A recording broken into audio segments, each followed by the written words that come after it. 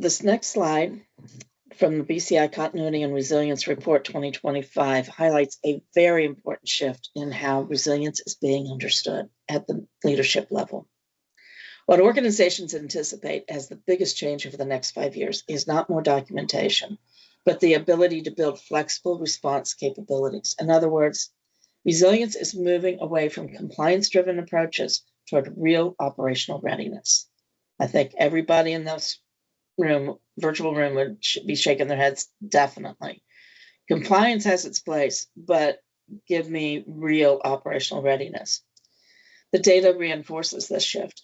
Incident agnostic planning risks ranks at the top, showing that leaders are increasingly focused on adaptability rather than scenario-specific playbooks.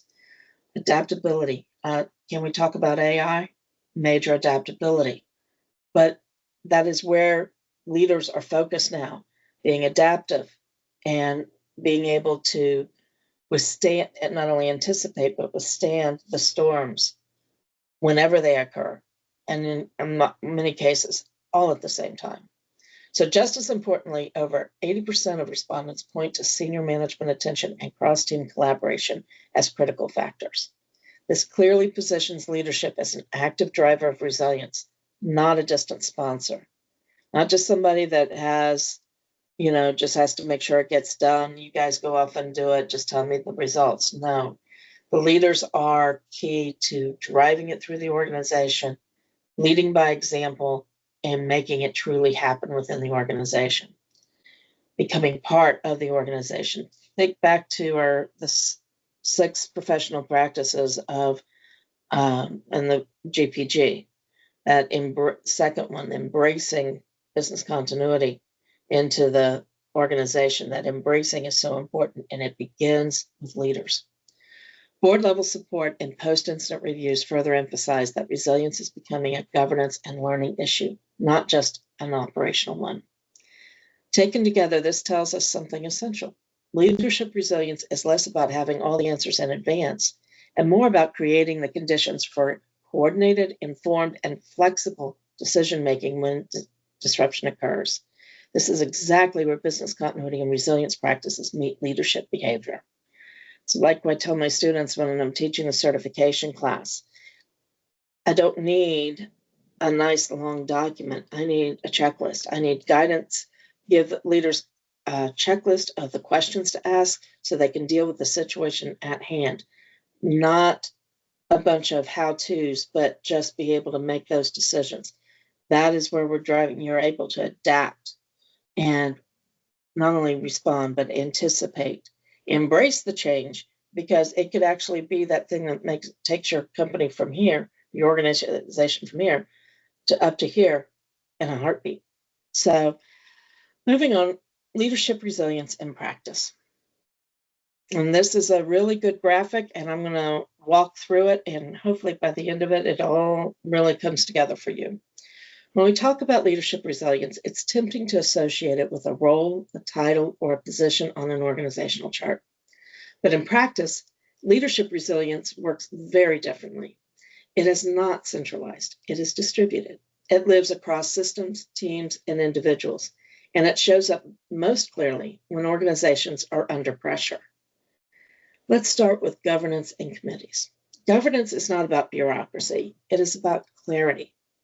Committees matter because they create alignment, visibility, and shared accountability. In a business continuity and resilience context, they ensure that risks are understood across the functions, decisions are coordinated, and priorities are established before a disruption occurs, not in the middle of one. That is critical. You know what your priorities are before you go into it so that you can deal with the situation in hand. However, governance alone is never enough. Resilience becomes real through teamwork and collaboration. Disruptions rarely respect organizational boundaries. Can I get an amen on that one? They cut across departments, technologies, and responsibilities. Teams that are used to working together, sharing information openly, escalating issues early, and making decisions collectively are far more capable of responding effectively when time and information are limited. I've seen this in practice, and it's a beautiful thing when people they know what to do. They've worked together, they know who does what, and it works It's just amazing how it all comes together. But if you don't have that before the stuff happens, it's going to be a train wreck. And I've seen that happen as well. So this is where training and capacity building play a critical role. Training builds much more than technical knowledge. It creates a common language, shared mental models, and confidence in decision making. It helps people understand not only what to do, but how to think when plans no longer perfectly apply. Capacity building turns resilience from a documented requirement into a lived capability. Leadership resilience also depends on succession planning. Disruptions often coincide with moments of transition, changes in roles, responsibilities, or availability of key people. Organizations that plan for leadership continuity, knowledge transfer, and role coverage are far less vulnerable to single points of failure. Succession planning ensures that leadership resilience endures beyond individuals. I've seen this in real practice, and it's so true. And talk about how to stop an organization in its tracks is remove a leader who had not built in a succession plan. They bring in somebody new and you have to restart everything. That loses time. You can't afford to do that anymore. So that succession planning is vital to ongoing success. Closely connected to this is career development. Resilient leaders are not created overnight.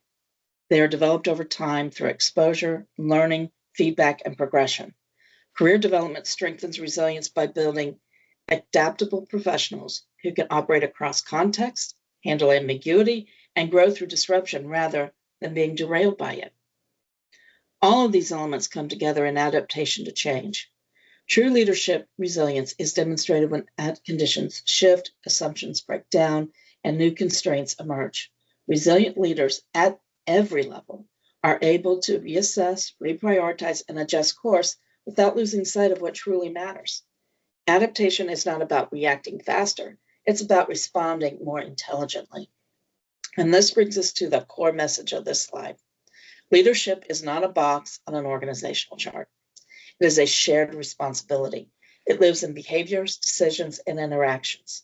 It shows up when people take ownership, collaborate across silos, and act with intent in moments of uncertainty. In resilient organizations, leadership is not reserved for a few individuals at the top.